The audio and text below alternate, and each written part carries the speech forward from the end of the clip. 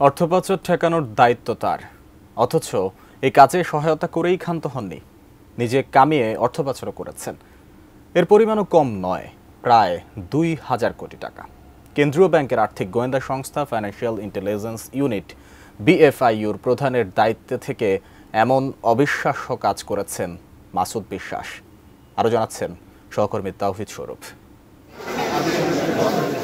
৩ বছর আগে বাংলাদেশ ব্যাংকের আর্থিক গোয়েন্দা সংস্থার প্রধান হয়েছিলেন মাসুদ বিশ্বাস। কেন্দ্রীয় ব্যাংকের কর্মকর্তারা জানান, এর আগ থেকেই তিনি ক্ষমতাচ্যুত শেখ হাসিনা সরকারের প্রতাপশালী ব্যবসায়ীদের আস্থাভাজন হয়ে উঠেছিলেন, যার পুরস্কার ছিল বিএফআইইউর সর্বোচ্চ এই পদটি।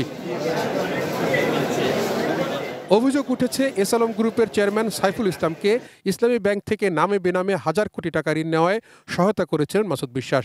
যে টাকা বাধাহীনভাবে বিদেশে পাচারেও হাত ছিল বিএফআইইউর তখনকার প্রধান মাসুদ বিশ্বাসের। নরসিংদীর শিল্পপতি আব্দুল কাদের মোল্লার থার্মেক্স গ্রুপ থেকে অনৈতিক সুবিধা নিয়ে বিদেশে অর্থ পাচারে সহায়তা করেছিলেন মাসুদ বিশ্বাস।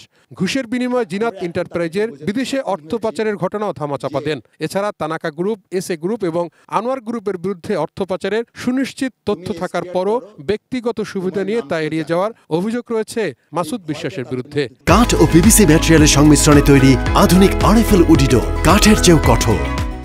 স্কাই ক্যাপিটাল এয়ারলাইন্স লিমিটেডের বিমান ক্রয়ে সন্দেহজনক অনিয়মের অভিযোগ ঘুষের বিনিময়ে আইন প্রয়োগকারী সংস্থার নিকট প্রেরণ না করে পরিসমাপ্তি করা।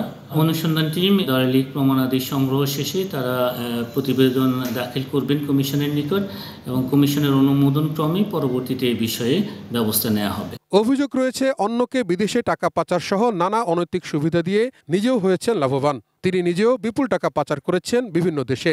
বিএফআইইউর সাবেক প্রধানকে দ্রুত জবাবদিহিতার আওতায় আনার তাগিদ ট্রান্সপারেন্সি ইন্টারন্যাশনাল বাংলাদেশ টিআইবির।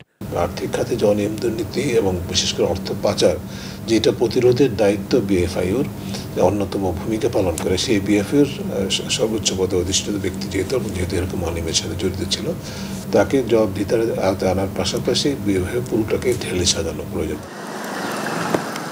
দুর্নীতি দমন কমিশন দুদকের কাছে খবর রয়েছে বিএফআইইউর সাবেক প্রধান মাসুদ বিশ্বাস দেশ ছেড়ে পালাতে পারেন। তাই তার ব্যাপারে বিদেশ যাত্রার নিষেধাজ্ঞা চেয়ে আদালতে আবেদন করেছেন তারা। আদালত সে আবেদন মঞ্জুর করে মাসুদ বিশ্বাসের বিদেশ যাত্রার নিষেধাজ্ঞা দিয়েছে। দুদক জানতে পেরেছে মাসুদ বিশ্বাস পৃথিবীর অন্তত 11টি রাষ্ট্রে টাকা পাচার করেছেন। দুদক এখন খোঁজ করছে মাসুদ বিশ্বাস কিভাবে টাকাগুলো পাচার করলেন। তাহিদ স্বরূপ, এটিএন নিউজ, ঢাকা।